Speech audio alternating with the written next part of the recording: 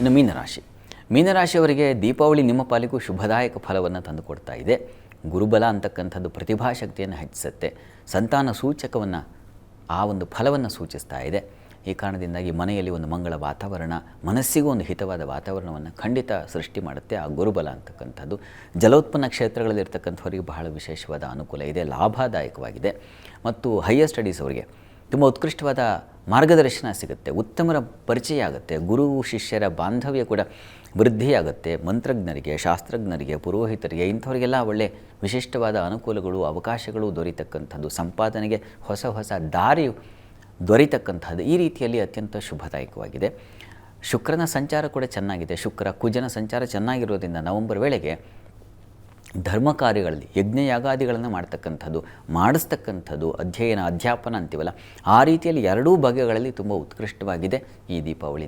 ಇನ್ನು 6 ತಿಂಗಳುಗಳ ಕಾಲ ಹೆಚ್ಚಿನ ಪಾಲು ತುಂಬ ಚೆನ್ನಾಗಿದೆ. ಕುಜನ ಧನಾಧಿಪತಿ ಕೂಡ ಜನವರಿ ವೇಳೆಗೆ ಉಚ್ಚ ಸ್ಥಾನಕ್ಕೆ ಬರ್ತಾನೆ. ಹೀಗಾಗಿ ಆದಾಯದ ಮೂಲ ನಿಮಗೂ ಕೂಡ ಹೆಚ್ಚಾಗುತ್ತೆ, ಧನ ಸಂಪಾದನೆಗೆ ಹೆಚ್ಚಿನ ಅವಕಾಶಗಳು ಉಂಟಾಗುತ್ತೆ, ಆದಾಯ ಹೆಚ್ಚುತ್ತೆ ತನ್ಮೂಲಕ.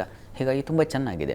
ಕುಟುಂಬದಲ್ಲಿ ಒಳ್ಳೆಯ ಉತ್ಕೃಷ್ಟವಾದ ವಾತಾವರಣ, ಸಹೋದರಲ್ಲಿ ಒಂದು ಮಾನ್ಯತೆ, ಹಿರಿಯರಿಂದ ಸಹಕಾರಗಳು ಉಂಟಾಗ್ತಕ್ಕಂಥದ್ದು ಈ ರೀತಿಯಲ್ಲಿ ಅತ್ಯಂತ ಶುಭ ಫಲ ಕಾಣಲಿಕ್ಕೆ ಅವಕಾಶ ಇದೆ. ಶುಕ್ರನ ಸಂಚಾರವೂ ಚೆನ್ನಾಗಿರೋದ್ರಿಂದ ನಿಮಗೆ ಸಹೋದರಲ್ಲಿ ಉತ್ತಮ ಬಾಂಧವ್ಯ, ಸೇವಕರು ಬೇಕಾದಾಗ ಅಗತ್ಯ ಇದ್ದಾಗ ಯಾರು ಸಿಗ್ತಾರಲ್ಲ, ಕೆಲಸ ಮಾಡುವಾಗ ಯಾರನ್ನೋ ಸೇವಕರನ್ನು ನಿರೀಕ್ಷೆ ಮಾಡ್ತಾಯಿದ್ರೆ ಅವರು ಆ ಟೈಮಿಗೆ ಸಿಗಬೇಕು.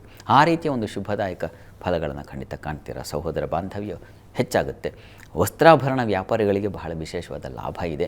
ಈ ಸ್ಟಿಚಿಂಗ್ ಯಾವುದನ್ನು ಕಾಸ್ಟ್ಯೂಮ್ ಡಿಸೈನ್ ಅಂತೀವೋ ಆ ಕ್ಷೇತ್ರಗಳಲ್ಲಿ ಇರ್ತಕ್ಕಂಥವ್ರು, ಗ್ಯಾರೇಜ್ಗಳಲ್ಲಿ ಕೆಲಸ ಮಾಡೋರು, ಸೇನೆಯಲ್ಲಿರ್ತಕ್ಕಂಥವ್ರು, ಪೊಲೀಸ್ ಡಿಪಾರ್ಟ್ಮೆಂಟಲ್ಲಿರ್ತಕ್ಕಂಥವ್ರು, ಈ ಕ್ಷೇತ್ರಗಳಲ್ಲೆಲ್ಲ ತುಂಬ ಚೆನ್ನಾಗಿದೆ. ಅಲ್ಲಿ ಧಾತ್ವಗ್ನಿ ಪ್ರಹರಣ ಸಾಹಸ ಇಹಿ ಅಂತೇಳಿದೆಯಲ್ಲ, ಧಾತು ಅಗ್ನಿ ಸಾಹಸ ಕಾರ್ಯಗಳು, ಇಂಥ ಕ್ಷೇತ್ರಗಳನ್ನು ನೀವು ಯೋಚನೆ ಮಾಡಿ. ಆ ಎಲ್ಲ ಕ್ಷೇತ್ರಗಳವರಿಗೆ ಹೆಚ್ಚಿನ ಲಾಭ, ಆದಾಯ ಹೆಚ್ಚತಕ್ಕಂಥದ್ದು ಇವುಗಳನ್ನೆಲ್ಲ ಶುಭ ಫಲ ಕಾಣಲಿಕ್ಕೆ ಖಂಡಿತ ಅವಕಾಶ ಇದೆ. ಗುರುವಿನ ಬದಲಾವಣೆ ಕೂಡ ಚತುರ್ಥಕ್ಕೆ ಹೋದಾಗ ಭೂ ವ್ಯವಹಾರಗಳಲ್ಲಿ ಲಾಭ, ವಾಹನ ಸೌಕರ್ಯ ಉಂಟಾಗ್ತಕ್ಕಂಥದ್ದು, ಮಿತ್ರರು ಹಾಗೂ ಬಂಧುಗಳು ಇವರ ಒಂದು ಆತ್ಮೀಯತೆ, ಅವರ ಒಂದು ಪ್ರೀತಿ ವಿಶ್ವಾಸಕ್ಕೆ ಹೆಚ್ಚಿನದಾಗಿ ಪಾತ್ರರಾಗ್ತಕ್ಕಂಥದ್ದು ಈ ರೀತಿಯಲ್ಲೆಲ್ಲ ಶುಭ ಫಲ ಕಾಣಬಹುದು. ಹೆಚ್ಚಿನ ತೊಡಕೇನೂ ಇಲ್ಲ. ಫೆಬ್ರವರಿ ವೇಳೆಗೆ ಸ್ವಲ್ಪ ವ್ಯಯಕ್ಕೆ ಕುಜ ರಾಹು ಬರ್ತಾರೆ, ಆಗ ಕಾಲಿಗೆ ಒಂದು ಇನ್ಫೆಕ್ಷನ್ ಆಗಬಹುದು, ಇವರೇ ಪಾದಗಳಿಗೆ ತೊಂದರೆ ಆಗಬಹುದು, ಹುಷಾರಾಗಿರಿ. ಮತ್ತು ವ್ಯಯ ನಷ್ಟ, ಧನಾಧಿಪತಿ ವ್ಯಯಕ್ಕೆ ಬಂದಾಗ ಯಾವುದೋ ಒಂದು ವ್ಯೂಹಕ್ಕೆ ತುತ್ತಾಗ್ಬಿಟ್ಟು ನಷ್ಟ ಮಾಡ್ಕೊಂಡ್ಬಿಡೋ ಸಾಧ್ಯತೆ ಇರುತ್ತೆ. ಹೀಗಾಗಿ ಬಹಳ ಎಚ್ಚರಿಕೆಯಿಂದ ಇರಬೇಕು. ತಪ್ಪದೇ ದುರ್ಗಾ ಸಪ್ತಶತಿ ಪಾರಾಯಣ ಮಾಡಿಸಿ.